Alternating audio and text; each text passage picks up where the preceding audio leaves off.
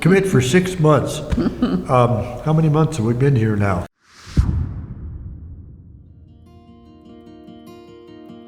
What happened was her dad still lived in Bellingham, and her mom and dad lived there, and her mom was really active at the church.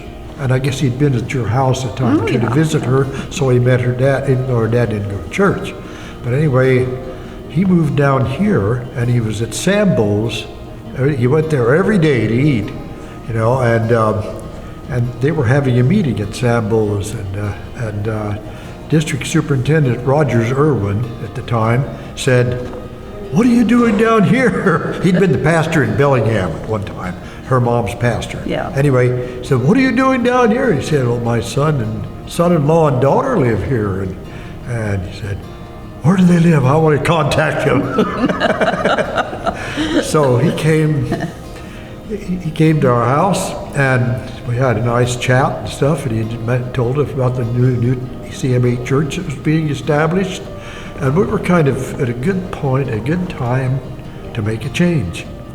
And so the timing was perfect. He said, "We'd like you to commit for," what was it, 6 months? 6 months for the new church that we started. And I kind of lost track of time. How many years ago was that? 45 and a half. 45 and a half years ago, and I kind of lost track of time. So the 6 months, I don't know if they're up yet or not. I was a member of that church from the time I was 5. And my parents and my brothers, all of our family. C&MA Church in Bellingham, Washington. And then he came there in college, and he was the choir director. Byron Evans was the pastor here in Hillsboro, and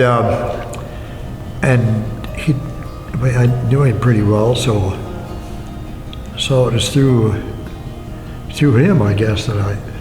Yeah, we were one of probably about 12 people at the beginning. About 12 people that started at the starting of this church. Oh, the Grange Hall was downtown.